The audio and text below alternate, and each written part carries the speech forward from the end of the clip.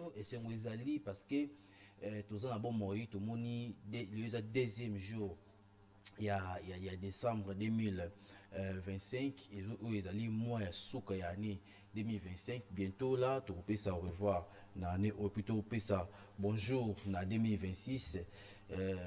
Ces derniers temps je constate que barsidi zo za mingi ba dégé zo za mingi kasi mobati ezalaka nzambe bandeko nyonso bazwi makama na posate bino ba condoléance et puis biso ba oyo nzambe aza kobatela to demeurer toujours pembeni na ye et puis makambo ekoleka bien abondisa biso année ya sika 2026 ekosala bien.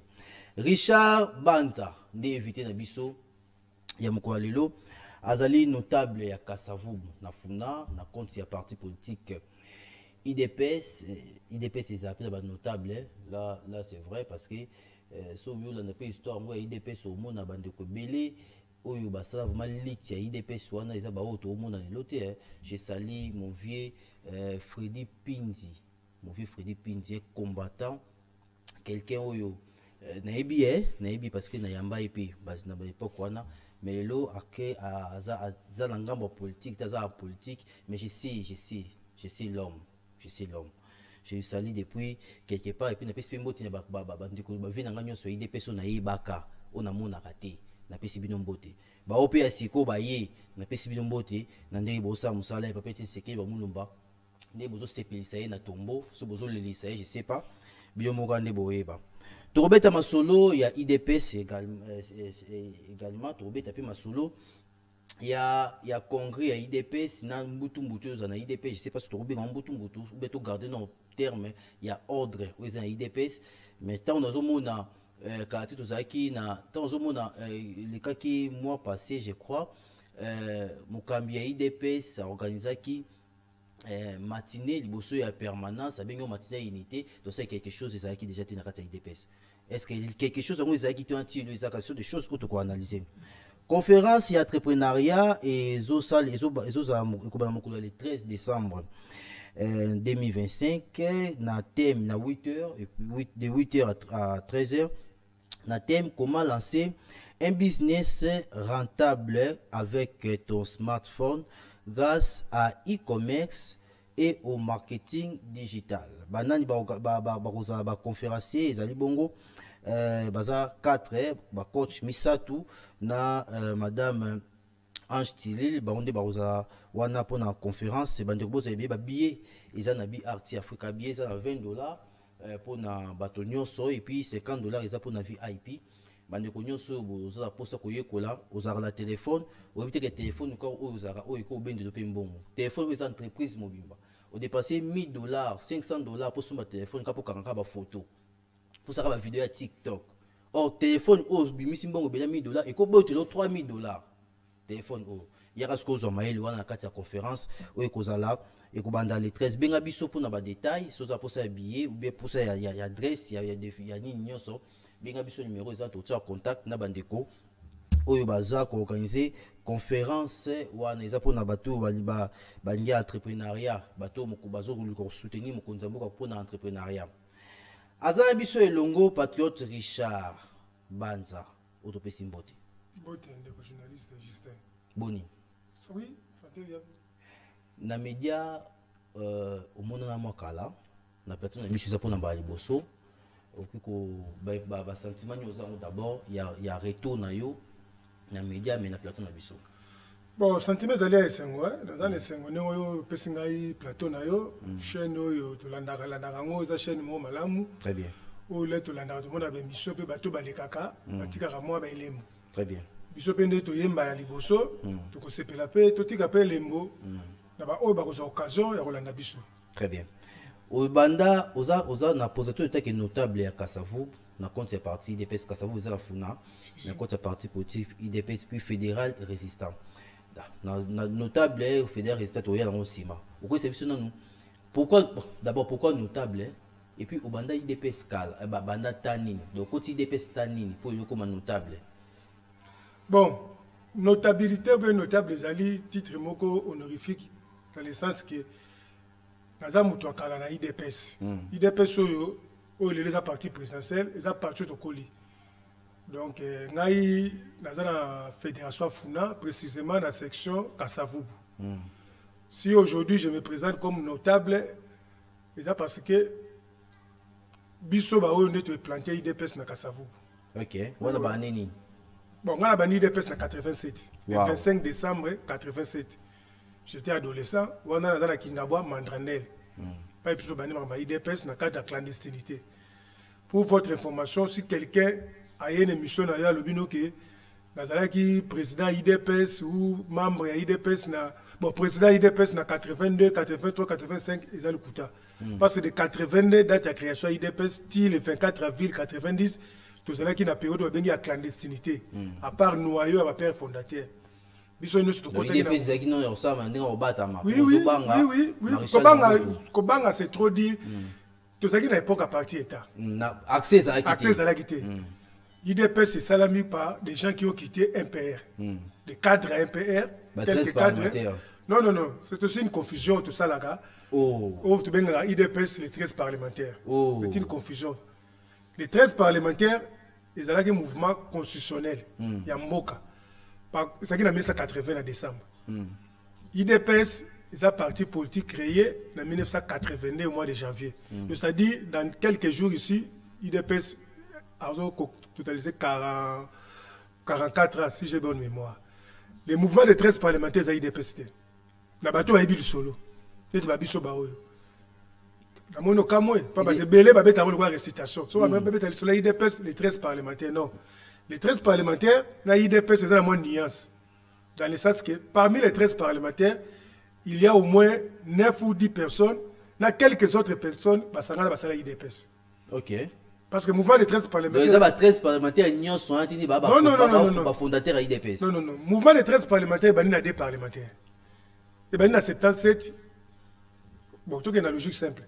Le président Mobutu en 1977 a connaître la guerre, à 80 jours. Guerre à 80 jours, il y a qui, et c'est un qui ma pays ami, Maroc, France, Ouganda, Togo, va soutenir Congo devant la rébellion, il y a Bouma Nathaniel et vous avez Angola. L'air guerre récili, le président français Valéry Giscard d'Estaing a dit, président Mobutu, vous êtes obligé de démocratiser Mbokanayo. Pour Bamakambo, se répéter, Bisso France, pour soutenir Yoté. Le président fait discours à la nation le 1er juillet 77. Il y a un discours, il y a des réformes. Première réforme, Azongsi, Premier ministre. Pas fonction Premier ministre, c'est Koufaki de 66 jusqu'à 77. Azongsi, fonction Premier ministre. Il y a un député, au Parlement à l'époque, c'était les députés nommés par Nayemoko. Le Parlement a bien Koufi, bon, qui nous a l'élection, Bozonga, pour légitimer la population. Il y a un moment de Parlement de Koufaki. Mais quand je suis Bozonga, en tant que président fondateur MPR, Mouvement populaire de la Révolution, je vais nommer le président. Il y a un moment en 77, il y a eu les élections libres et démocratiques pour les parlementaires et puis pour les membres du bureau politique. Le président nommé maintenant, le président c'est Iléo. Et puis l'élection c'est la mise en assemblée, Tshisekedi Etienne, a commis premier vice-président et d'autres personnes, c'est le bureau et le parlement. À l'époque, on les appelait les commissaires du peuple, assemblée législative. Un député nommé et un député élu, basé à un niveau mon côté politique. Un député nommé, il fait la volonté de celui qui l'a nommé. Par contre, celui qui est élu, il est venu à l'hémicycle avec des redevables avec la population. Malgré ça, bon, on mingi. De 77 à 80, les députés élus, il va dans le Parlement. Cela veut dire contrôle parlementaire, interpellation. Mais comme le président Mobutu dirigeait tout, il voulait tout maîtriser, à comment on est communauté, moi, anarchie, moi, dans cadre à parti État. Tout était coordonné dans le parti État. De 77 aussi à 80, le président Mobutu a perdu aussi la crédibilité au niveau de la population. Dans quel sens que guerre Rwanda et fasciste qui moka. On a senti que l'État zaïrois à l'époque n'avait pas l'armée, n'avait pas aussi l'argent, n'avait pas les militaires. Ils ont une histoire, mais toi qui n'ont pas rapide. Oui, c'est l'histoire des parlementaires. Il y a un moment le président Mobutu, Là, Ramon va parlementaire, en plus il y a eu des tueries à l'époque, hein? Massacre de Lomela, massacre de Katakoko et Kwango, massacre de Katekelai. Les députés, les 3 députés va télémélier. Député Ngalula Pandajila, Makanda Chamou, Pinga et Tchèque Sekedi, pour la conflit avec le massacre de Kassai. Le président était fâché, comme il a dit, moi, tout le polémique entre Parlement et le pouvoir. Et le président, pour la casser, il est venu en 1980, le mois d'avril, pour créer le comité central. Alors, le Parlement, sous le pouvoir, au sein contrôle parlementaire, tout est commis dans ma par l'entremise du comité central. Mais Bino, la tigre Bino, moi, Striti, moi, créé comme un groupe de 50. C'est-à-dire, un député, ou comme un ministre à Salim Abé, tu n'as pas le droit de convoquer un parlement.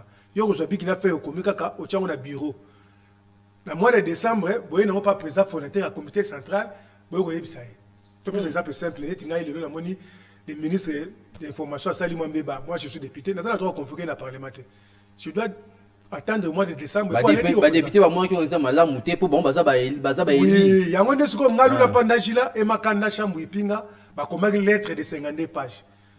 Lettre wa des akipo ba kutana Mobutu le mois de décembre mais constitution là qui base dans 50 députés. Les bazo recruter ba signature pe ko 50 comment qui 26. Trahison ko sala ma par des députés. Bacha la Kantou Milandu et puis Chiboui. Là il la trahison, ba ko kangalu là chez lui à la maison accompagné sur les députés, des députés qui sont vivants. Proté Lumbu Maloba et Paul Kapita Chaban.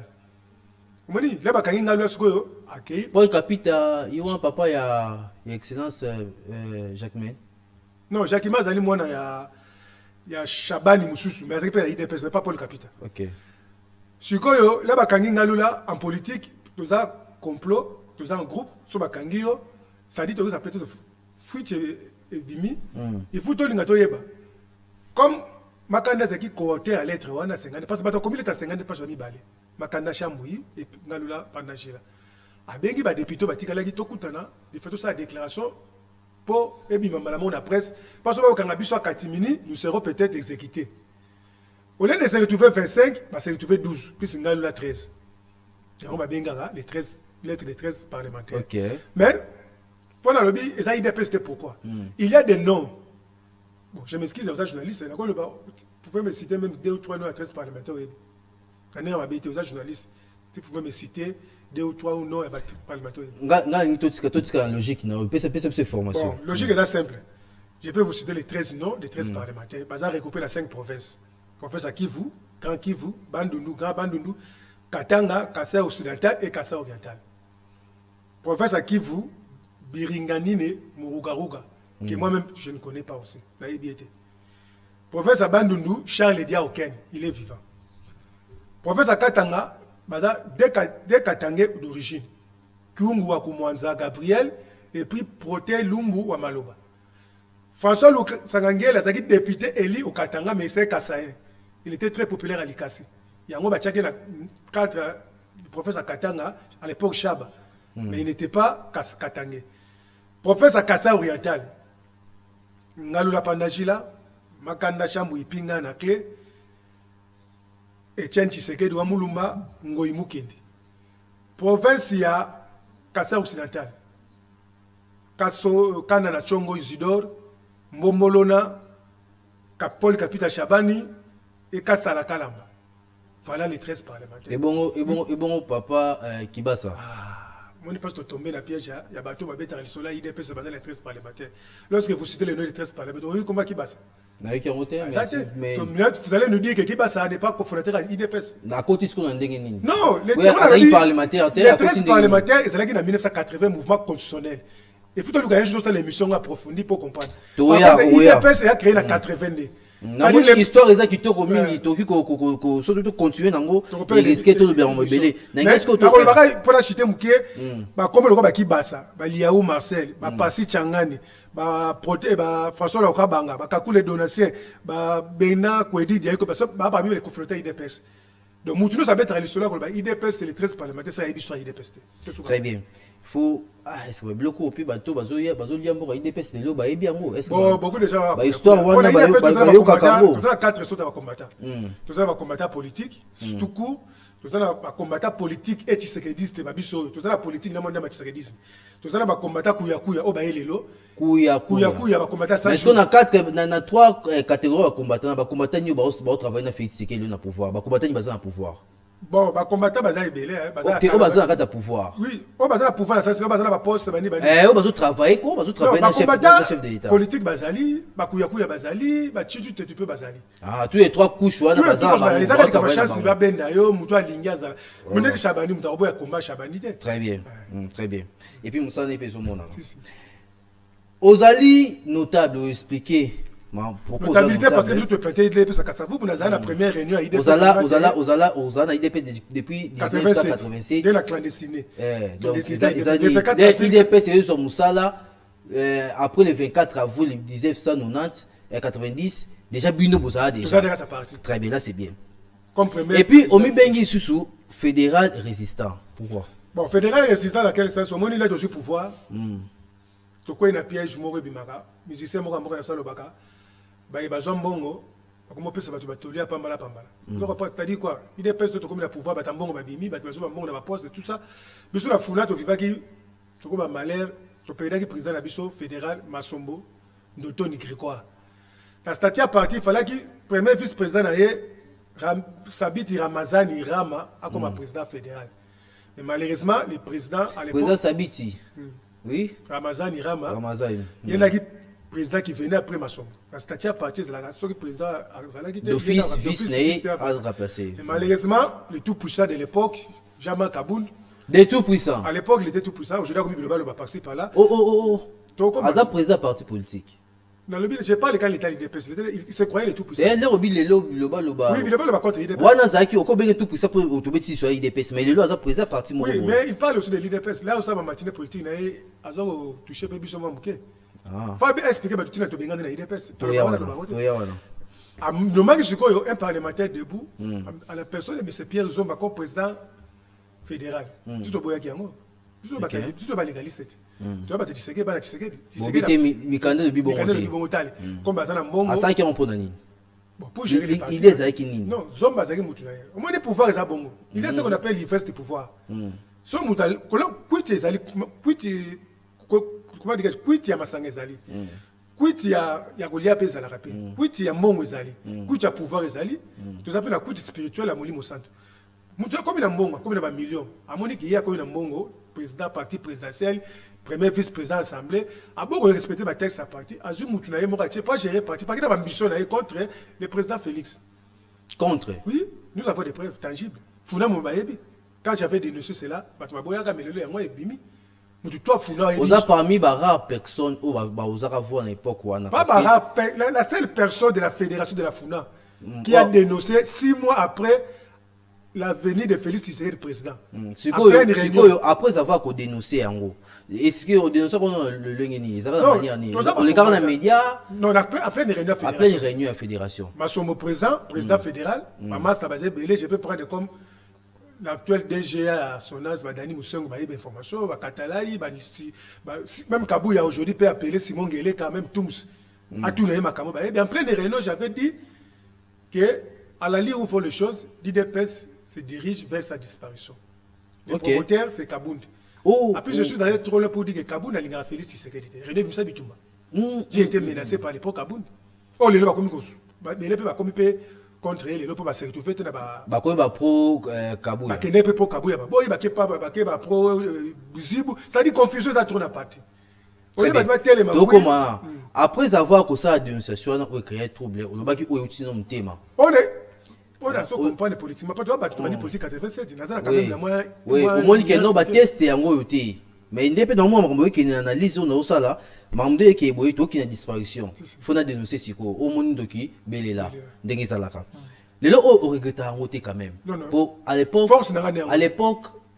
Jean-Marc Kabounda secrétaire général de l'IDPS, président AI, il y a l'IDPS, Azaki l'homme fort, hein, très puissant. Et puis il y a un placé, Azaki soit Témi Boye, soit Van, Azaki à Koti, na German, Jean-Pierre Bemba, à Téléma, président Bahati, Téléma, Bahati, caméra, la carte d'union sacrée, là il y a Vandi, on soit Vandi. a une autorité. Au banc qui autorité, les autres regrettent on te que nous ebona karamunoko na to ça pona bika pe quand même. Non non, au moins biso to na Tshisekedi. Na to soit to na 4 sortes de combattants. Combattant politique azali, combattant politique plus Tshisekedi azali. Pas le Tshisekidisme c'est une idéologie. C'est comme la spiritualité, c'est comme le christianisme. Dans la Bible, Pierre était en train de nier Jésus. Mais les gens ont dit ta façon de t'habiller, la façon de parler, tu étais avec cet homme. Tu as quatre na Jésus. Un combattant, ils ont un organe, ils ont un rôle. Tu sais que IDP c'est ça parti. D'accord, explique. Tu vois, IDP c'est seulement pourquoi. Est-ce IDP c'est seulement pas Congo et Bonga, ça a souci à Congo, ou bien ça a un problème personnel. Ça aussi c'est un problème. Parce que nous voyons aujourd'hui, et c'est les candidats père fondateur. Parce que tu n'as pas de Tshisekedi, IDP et belé bazonga na bona MPR. Donc on peut se savoir mutu apesa comme IDPS ngalula pandajila. Aso ngina MPR, il est mon boutiste. So je bali ya ou. Asundele combat. Asundele combat na 90 par stratégie politique à Tshisekedi, a même marqué la vitesse jusqu'à la porte de sortie ngala akokai ko résister. Il est rentré dans MPR, il est mon boutiste. So je bati ba kibasa maliba. Ils ont embrassé l'FDL. Parce que le gouvernement Kabila avec les Rwandais au Tosobo Yalelo. Ça dit que la moutaï IDP ce n'est pas dit que comme Ange ou du Kolo Kiti. Non. De IDP c'est comme Sokola Batoa. Jamais Kabuna Boya qui est pourquoi. Dès le départ, Banoma Kaye. Dès Banomela Kaye, c'est le Baïrimer à l'époque avec la canne à Moïse Katumb. Vous comprenez? À l'époque, Moïse Katumb, le président Etienne Tshisekedi, le grand frère Moïse Katebe, c'est un rassemblement. De là, on a pris Kaboun de venir. Comme nous, les combattants de l'IDPS, on respectait plus la parole donnée de M. Tshisekedi, tout à l'heure, travail. On a dit. On dit, mais évangile, c'est le Tshisekedi. On dit, mais évangile, c'est le Tshisekedi. Malgré Barimer. Bon, Barimer, ça ne se pas de moi. On a dit, soit T'es Toyo Kamopé. Toyo Kamopé. Kaboun, papa, toké, tu te connais, tu te connais, tu te connais. Naï, n'a pas Kaboun pour plusieurs choses, on entend des choses. À la veille, il y a passation, il y a pouvoir entre les présidents sortants et les présidents entrants. Félix Tshisekedi. Tu se retrouves dans la résidence, il y a président fédéral Masson. Tu sais comment ça va se passer. L'invitation de la commune, banane barokin, banane barokin. Barotika. Tu vas ici jusqu'à 01, Masson va apparaître avec invitation yemoko ya yemoko ya. Fournir sa constitution à cette commune. Mais Kabou n'a pas cette invitation qu'à pas Masson, président fédéral, ni même Badjouna. Tu me suis amené au là. C'est lui qui va tomber, qui va y faire des réfléchir à terre. Moi, en tant que politique, et puis, dans ma dose de Tshisekedi, on a MC Bango. Peut-être comme c'est pour la première fois au Congo de vivre alternance officielle entre président sortant et président entrant, peut-être des dispositifs sécuritaires aux Allemands Moulaï. Au moins, ils ont un cadre de politique, il faut toujours réfléchir. On va dans Nandaku, comme la zone d'invitation. Les amis, on va vivre qui m'ont amené sur. Quelle est la nation? Par les grandes surprises, Moni, Bawewa, nos frères Kassayen, moi aussi je suis Kassayen, non? Nos frères ici, sur ma moto, plus de 100 avec des invitations ici chez Kabound. Moi, ma parlementaire debout, n'a pas d'invitation ici chez Kabound. Ligue des femmes et Ligue des jeunes. Maintenant, là, il y a une réunion vendredi, il y a après, quand le président Félix a prêté serment, réunion trouble contre la fédération. Bon, moi, en tant que politicien, j'ai réfléchi. Pas politique, toujours, il faut réfléchir. La Tali, là, on comprend bien, ce monsieur commence à construire son empire. Ok. A comment l'inga ça l'empire na ina kacha parti. Ça mukili na yi. A comment c'est juste comme esprit faible. Ba wewa, ba parlementaire debout, tout ça. Yango ni à partir de là comme ko landelesco à la loupe. Bere rezé belé, ba quand même il y a ba député corrompu à l'Assemblée provinciale, ba kenaki 12 députés pour choisir les sénateurs au nom de l'IDPS, que même c'est sénateur à partir monsieur tout est truqué par Kabound. C'est quelqu'un qui prépare un coup contre le président du parti qui était Félix Tshisekedi, président de la République. Na mona cadre moko ya IDPS na permanence atanga komba ba député ou baza ADN ya corruption yozo autour na mutu ya la corruption ezali mode ya ba congolais depuis 60 atanga ba député atanga komba ba député ya IDPS non na lobi Kabound pourquoi to ko respecter Kabound mais atse bango na mutu baza na ADN ya corruption à la veille ya élection la Kabound ya mara bango. Moi j'ai vu Peter Kaza dire ça à la télévision hier. Nous étions en réunion chez le président du parti. Il nous avait donné la modalité comment on va faire pour voter.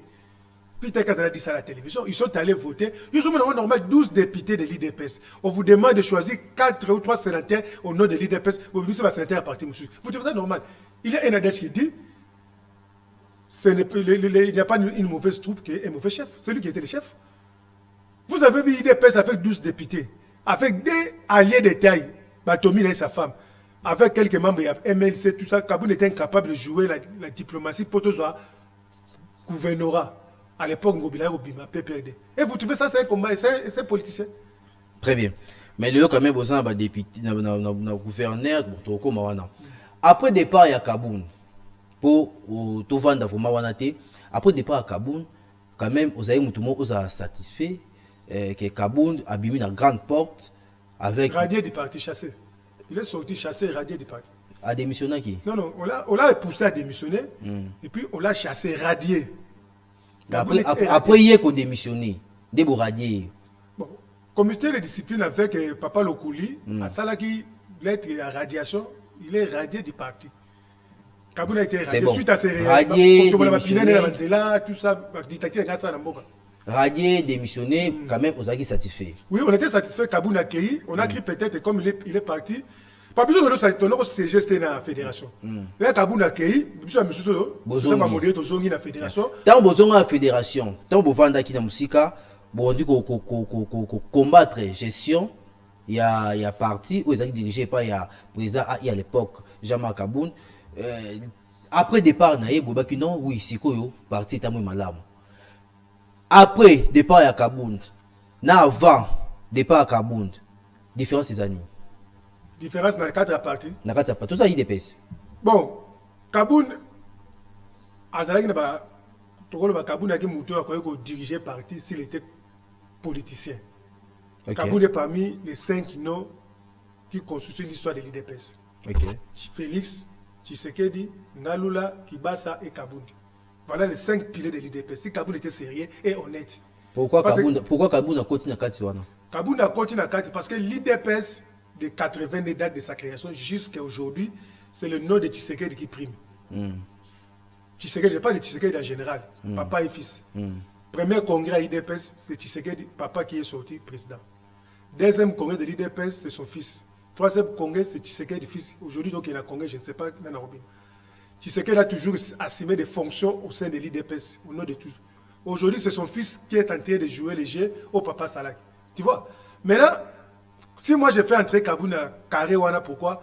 Parce que Kaboun est le dernier secrétaire général nommé par Tshisekedi papa. Et Kaboun aussi est le premier secrétaire général nommé par les fils. C'est-à-dire le nom de Kaboun prime que le nom d'Atanas Kengele. Or, qu'on a limité le nom de tout le monde. Qui est Atanas Kengele? Qui est Passi Changani?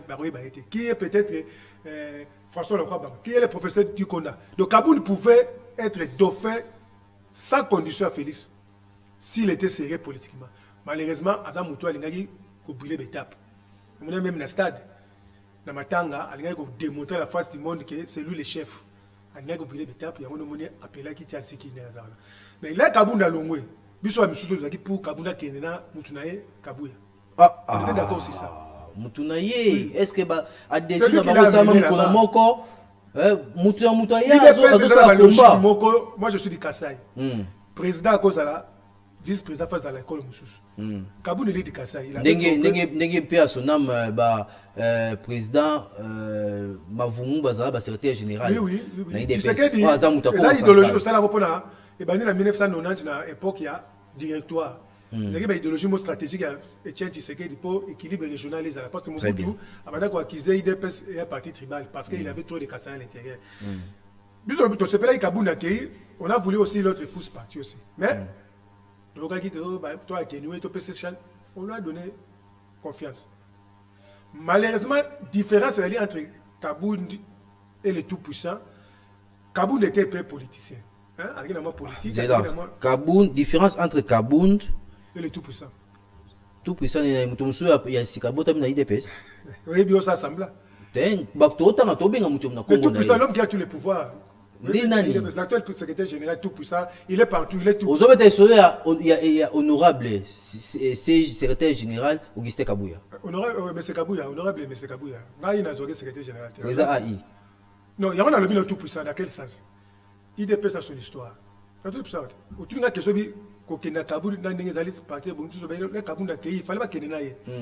Malheureusement, il y a Tikali, tu peux faire confiance, la majorité de l'Ouest, tu peux faire confiance. Tu as comme on a sous-naïe et sous ndenge moko kaka. Différence politiquement entre Yena Kaboun et Zanine. Kaboun est politique. Lui, c'est un combattant, c'est un politicien, mais Yena idéologie politique, il est plus moboutiste que Tshisekedi. Oui, parce que dans l'IDPS, tout ça va combattant politique. C'est-à-dire un combattant simple. Il est combattant politicien. Politicien, ça veut dire quoi? Si on a la logique de la politique à Congo, la politique piaka. Après, comme par contre, nos pères fondateurs, ils étaient dans des fonctions. Ils ont abandonné les fonctions. Tshisekedi était dans les bureaux d'assemblée. Ngalula a un bureau politique. Qui base avec un bureau politique. Beaucoup étaient des membres du comité central. Ils ont été abandonnés pour venir dans l'opposition. Mais aujourd'hui, il y a des gens qui viennent en politique, bredouillent, et puis à un certain moment, c'est ça la différence de l'IDPS. Quand j'ai dit notre bien-aimé Mobutu, nous avons parlé d'un thème à idéologie politique que lui incarne. Donc, on peut se simple. Lettre de 52 pages. Écrit par Ngalula Pandajila et Makana, signé par 13 personnes, y compris Tshisekedi. Dans le chapitre politique, paragraphe qui met des fonctions. Tshisekedi va combien de Mobutu? Tu te dis que tu es démocrate. Un démocrate ne peut pas être en même temps président du parti, président du congrès du MPR, président du comité central, président du bureau politique, Yomutumoko. Mais notre tout-puissant, il est président Aïe, il est secrétaire général, il est porte-parole du parti, il est financier du parti. Il y a Mobutu. Vous n'avez pas logique à Mobutu. Qui est le porte-parole de l'IDPS? Bazalit. Oba oti ko pesa punition awa kamite ko tunangai Abraham bazaki ba porte-parole kala bazaki pe à l'écart na makambo ezoleka na limité. Limité on avait les tout puissants qui vous disaient qu'on m'a donné tout pouvoir. Mobutu azalaki nango ce qu'on a appelé tout pouvoir. Bon nanga no nias mo boye. Très rapidement, au expliquer pour le cours de bien, on sait aux la maîtrise dans Obi honorable CG Augustin Kabouya, Aza Tshisekedi, c'était Mazana Katsnaye. Aza Moboutiste. Aza Moboutiste. On peut faire différence entre Moboutiste et Tshisekediste. Tshisekediste, Bazaka Ndenge Nini, Bana idéologie Nini. Moboutiste, Bana idéologie Nini. Au moins, pour vous dire la vérité, ils ont une première émission et pas nayo. Ils avaient une émission moko. Mais ils ont une émission moko quoi testament. Ça passe ou ça casse. Mobutu na Tshisekedi, la personne physique de Mobutu et la personne physique de Tshisekedi. Baza ba jumeaux en politique. Ba outi na maternité politique ya MNC. OK. Na 58. En 1959, MNC Kabwani, Mobutu alandi grand frère na Lumumba. Tshisekedi alandi grand frère na Kalonji Kalonji dit Tungalubert. Il s'est retrouvé dans le mois de septembre 60 dans le gouvernement des commissaires généraux. Et puis Mobutu n'a dit que il la MPR. Vous comprenez? Mobutu a eu l'idée de la MPR en 1967, le 19 mars, avec associé 5 personnes pour créer un MPR. Le 24 mars 67, 5 personnes. Mobutu est mort en tête, Tshisekedi, Bomboko, Singa Uju, Kiti Mabini Razam Nakaman. Ils ont travaillé, et Tshisekedi a dit chargé de la politique. Tshisekedi n'était pas Mobutiste dans le cadre de l'idéologie. Parce qu'il y a Mobutu, il y a un jumeau politique. On a une stratégie, la spiritualité politique. Tshisekedi là, au Cameroun, dans les années 80, à quel mouvement de 13 parlementaires, a créé l'idéologie, il y a combat, il y a Tshisekedisme. Mobutu a créé le Mobutisme. Le Mobutisme, c'était quoi? C'était les pensées et les gestes des guides. C'est ça l'idéologie de Mobutu. Quand on lui pose la question, monsieur le président, qu'est-ce que signifie le Mobutisme? Le Mobutisme, ce sont les pensées et les gestes des guides. Ils sont là, à l'autre, basi, on a pantalon, idéologie politique. Tu vois? Et Mobutu a un discours ébélé. Le Mobutisme, c'est une idéologie éphémère qui ne passe pas au futur. Un jour, on a posé la question à Tshisekedi entre Mobutu et Laurent Désiré Kabila. Sur le bureau pour le répondre. Mobutu a dit, Tshisekedi a répondu à lui. Bango mi balé bazan ndenge moko po ba milingi. Vous comprenez? Mutu a milingi pour la Tshisekedi c'est que aza anti-valeur. So tali pe combat politique à Tshisekedi a milinga quitté. Combien de postes a proposé à Tshisekedi tant Mobutu tant ba Kabila même le père lui a proposé d'être vice-président de la République. Tshisekedi a fait refuser pour l'intérêt des peuples. OK. Tu vois, un Mobutu c'est quelqu'un ou un milingi ou un lingi pouvoir ou même ça il va se camponner tout ça. Par contre le tshisekidisme c'est une idéologie sacrifiée pour les autres. travailler pour les autres. Ok. Il y a vraiment des personnes qui ont IDPS, Tshisekedi, c'est à compter. À compter, dans Misapi. Même pas à 20%. Parce que l'esprit qui était à Tshisekedi, même dans l'IDPS, moi, bâti belé balongwaki. Récemment, Ngalula Pandangila qui a donné l'IDPS, ou de tout à le bus de l'IDPS. À comment ils m'ont bouti, c'est Nasuka. Les liens qui sont quittés les partis. Très bien. Tout comme parenthèse, voilà. Donc, ceux qui te comprennent malam, patriote Richard Banza, on a rappelé, invité la mission Mkoualelo, l'état P. Aminama Soyi. Et Azali patriote Richard Banza, Aza fédéral résistant. Azali bongo notable ya IDPS na ngambo ya Kasavubu na fédération ya Funa. Yende Aza invité na biso, tozo beta masolo, mingi tozo quatre histoire. Ya IDPS dommage, télévision za ngonga, bazo sa biso sini kuna. Ngonga ezo kima mbango, biso pe mbango. Tozo luela ngonga, biso na im. Obi, ba mobutiste, sous la bina ça résumé il y a boutiste baza caractérisé na dictature pour obi awa gestion pensée ya guide donc eza guide ndem de pesa nzela définition logique ya mobutiste alobi que un mobutiste les mobutiste cela veut dire les pensées et les gestes de guide yemo alobaka ngaite yemo wana mobutu yemo alobaki. Tandis que Tshisekedi c'est sa idéologie, sacrifice pour la baninga et puis travail pour la baninga. Aimer les Congolais. Babylone kowana omoni yango te après liwa ya peut-être c'est quoi mumba na tête ya IDPS omoni yango te. Bon, biso IDPS jusque là. Non, biso IDPS le président national Etienne Tshisekedi derrière mémoire est parti pour résister tout sur pouvoir. Pouvoir payer à la makamuna. Aujourd'hui, nous avons Félix Tshisekedi président, à la trace, papa Naï. Un jour, on a posé la question à M. Tshisekedi, Etienne, on voit ton fils tout autour de toi. La réponse était simple. Lui ou moi, je le vois aimer la politique. Au moment les autres, je ne sais pas si Bano aimait Nini, Tshisekedi a parlé de son fils, il aimait la politique. Aujourd'hui, président Félix, il est président de la République. À son statut à IDPST. Quand on le voit, on voit les traces, des séquelles de Tshisekedisme en lui. Un président au pouvoir, il n'a jamais tué des gens comme ça. Un président au pouvoir, article démocratie, ça c'est le mobilisme. Mais quand quelqu'un, vous le voyez tous, on est quand même sur la IDPS, on avait quelqu'un qui était tout puissant. Il s'est retrouvé partout, président du parti, secrétaire général. Après ce Mobutu, c'est qu'il a sentiment moral qui compose un discours chaque année, moi, on a 30 discours dans Kinkoli. Mais notre bien-aimé, matinée politique, ce sont des discours. C'est-à-dire, ça, ce sont des pratiques à Mobutu. Mais comme il est à l'IDPS, il veut diriger un parti qui prend le djihadisme. Il y a des problèmes. Le IDPS, c'est un congrès. Oui. Bozopé, ça a un état qui est fédéral résistant. Il y a IDPS plus notable. Il y a IDPS, il y a la fédération à Funa, il y a certains distincts. La fédération Kassavou, parmi les 7 communes à Funa. Donc, na kati ya Kassavou, la fédération ya Funa. Bozopé sa chance nini na congrès wana. Est-ce que vous pensez que unité kozala pour les gens déjà ba liste comment ça problème. Koto CG Augustin Kabou a mis liste, il y a 5 et quelques personnes. Koto yo CGA de Bisu a mis liste, il y a 60 ou 70 personnes et comme ça un problème balistique. Est-ce que vous pensez Bozopé sa chance pour une unité quand même dans kati ya IDPS? Chance à congrès wana za d'abord na mutumoko comme na Rémi Massamba qui a été nommé comme coordonnateur il y a congrès. La liste de nos Kabouya Baosala, on a des bisous, mais on a des autres de Kabouya, Kabouya a l'intention d'ailleurs, à ce linga la congrès, que nous nous lire, à ce qu'on par la grande porte. Est-ce possible, hein? Non, nous sommes en démocratie. Nous allons aller, il y aura des élections pour choisir si on va choisir président ou vice-président. Est-ce qu'on a un candidat?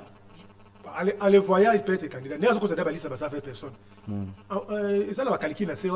Mais moi, je suis confiant parce que Rémi Massamba, c'est un homme intègre. Il est parmi les meilleurs secrétaires généraux de l'histoire de l'IDPS.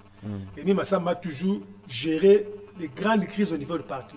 Je me rappelle à l'époque, Tshisekedi malade aux États-Unis et en Europe, guerre entre le président national Valentin Moubake et le secrétaire général Moutanda Alexis. Tshisekedi a demandé à l'unité. À partir de l'Europe, il a choisi toujours Rémi Massamba. Et puis Rémi Massamba est venu faire un bon travail qui a fait que tu sois en ligne. Là, Félix Tshisekedi, le président de la République, haute autorité de référence du parti, a choisi Rémi Massamba. Nous sommes dans les bonnes voies. Oh, tout le monde a un bateau, d'ailleurs, je le comprends, bon, il est poussé par mais Kabouya, il cesse toujours de manigances pour rentrer. Moi, je vais demander au Congrès. D'ailleurs, il est poussé.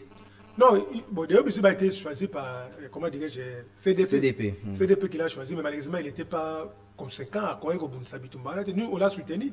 Moi, j'ai toujours été du côté de Sabi. Sabi était proche à Déo Bizibu, mais on le voyait un peu mou. Et alors, l'autre qui est dans le Congrès, pour 2026, tout zonga pesé par la grande porte. Il est pesé zonga la barracine. Vous avez une chance quand même. Chance, ce n'est pas Rémi Massamba. Nous avons que Rémi Massamba, c'est un homme intègre. Très bien. Un homme intègre. Tout quand on parenthèse, on permet tout quand on parenthèse. Tu rezo bien prochainement pour télévision on va savoir ceci kuna tout bien scoop bino bato bozaka ta IDP sous bossa musala. Autre le ba que non, jamais Chabani azamuta ya otanga te pour na IDP ça combat na politique. C'est parmi les meilleurs secrétaires généraux du parti. C'est parmi aussi les meilleurs secrétaires généraux. Le peut na quatre gouvernement peut à travailler. Azam ma bilo ko reprocher vraiment à travailler. So talifi ya Kinshasa ozobeta pe tout que non biso vraiment IDPS tozaki toza capable pour condamner ki awa nani président ya HR ya H nani Jean-Marc Kaboun que azara le leadership naie bo perdre aux sénateurs bo perdre ba siège bo perdre mais quand même leadership ya Kabouya boza quand même na gouverneur à ville ya Kinshasa boza Kabouya n'a joué aucun rôle dans Kumakamwana. Ah, mais il y a Zaki Nani. Non, il est le secrétaire, il est le tout puissant dans les partis. C'est bon, quand même, Bozu quand même, ceux qui te l'ont dit Kabouya, pour Bolingi, quand Kabouya dit ça, bien problème. Non. Te l'ont dit Kabouya, mais. C'est vérité. Pour moi, Kabouya, Kassi, Bozu quand même, Bozu quand même, vu à Kinshasa, gestion vu à Kinshasa. Bossa, non. Non, le rôle de Kabouya qui n'a carte, qui était Diabanza. Na poste à gouvernorat. Mon année. Bumba a joué la diplomatie.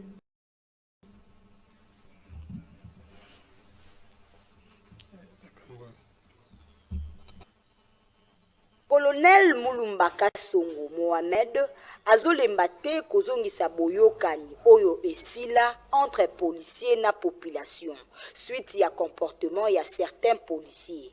Jeudi 4 septembre 2025, le commanda ya district ya Moamba atambolaki na 3 communes ya Moamba, lokola Lemba, Ngaba, pe Kisenso na cadre ya contrôle ya ba point chaud nyonso pe azalaki kotelemela arrestation arbitraire. Bakango pona nini? Bana bakanga ki? Bana bakanga ki muto? Tabutu mon colonel. C'est de ah on a mal fait. Voilà le président. Keba. Quel est là? Baboto ni. Alpe 3 000 années. Déception. Bikanga kanga arrestation arbitraire. Pourquoi? Ils ont yo kanga puisque vous prenez. Est-ce que Mouton vous a monté ma bête? N'est-ce pas ça monté ma bête?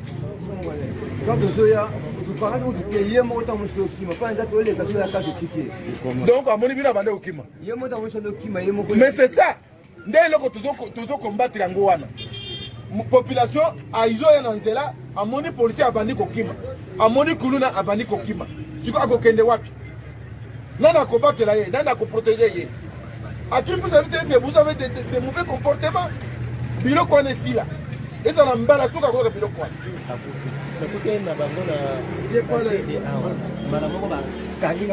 et siko pe asali nini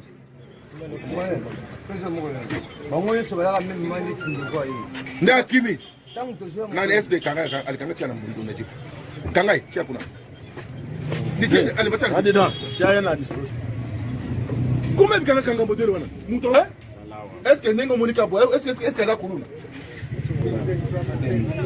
kende papa dans la conscience de la police na yo Hollandi police na yo ya liboso akubota bakibilo kwa na te na zo mbongo na yo te alors tozo linga confiance bino na biso tsala yo moko Hollandi so mo ni kama mabe okuya facilement ko informer nga la police nationale congolaise alors vous respectez ango vous allez en collaboration na bango au moni likambo ya mabe yaka yebisa bango so mo ke batay na mo mala pousse yoro kanga na peti bino mo informer nga nakoya bato bakanga te na boto balibere te na bimisi yo biloko wana ce sont des pratiques que nous luttons pour mettre fin tolingi biloko wana te bakanga bato baye bazotungisa bino bakuluna na banani bacriminel bakanga bango wana tobetela maboko mais kokanga population moto oleka boyoke na makambo na ye o air tardif ezali infraction nini opesa carte eza infraction nini. Population quinoise en général, et en particulier, il y a district Yamo Amba, bapesi merci na colonel Mulumbaka Songo Mohamed, commandant ya district Yamo Amba, pona musala kitoko. Longonia na colonel Mulumbaka Songo. Population aza ennemi ya policier te, boyende ezalaka. L'avenir se prépare. Colonel Mulumbaka Songo Mohamed azolemba te kozongisa boyoka ni oyo esila patriote Richard Banza tokomi na suka vraiment bongaki tobeta lisolo ya ville ya Kinshasa kasi télévision esali biso mongonga synthèse ni osa par rapport ya mai auto ça pour le bien pour une minute par rapport mambo ya ville ya Kinshasa le bel na une minute tika na non ville ya Kinshasa Bumba aza mwana ndako Bumba toyoka biso no cinéma comme les autres kende na nandaki elobi na chaîne moko concurrente il a essayé d'expliquer mais moi ce que je veux dire Bumba aza mal accompagné l'IDPS il fallait qu'il soutenir en tant que parti politique comme à l'IDPS on n'a pas un bureau politique parti est dirigé par Moutou avant de réfléchir à tout ça makambu nous avons ça makambu na lingi yango mon poste komi mais je l'ai suivi je suis confiant la façon il s'est défendu to peut ça chance total la ndenge azokumbala. Mais le problème est que la personne ne fait pas accompagner tant que parti. Moi, je vais lui demander s'il y a moyen d'être en contact avec le président fédéral, les présidents fédéraux, 4 districts, de façon. Tout le monde a dit et 5 parce que je fais un combat qui a fait 37 ans. Comment on va combattre? Bon, là, je suis pas combattre le Bakaka, au Bunda 37 ans. Moi, j'ai toujours dit aux gens, les Congolais, si on avait lutté pendant 37 ans, c'est parce que tout le monde a dit que Mboka est mabe. Aujourd'hui, nous sommes censés redresser Mboka. Nous, les combattants, les cadres du parti, dernière chance, c'est le Congrès. Nous ne voulons plus voir des gens qui ont échoué. Très bien. Qui ont échoué, Congrès, il y a pas d'esprit, il y a travailler pour la redynamisation du parti. Très bien. Merci, Topesio, merci pour na ngongo pesa kibiso, tokutani basima. Merci beaucoup de biso. Merci. La caméra est danger.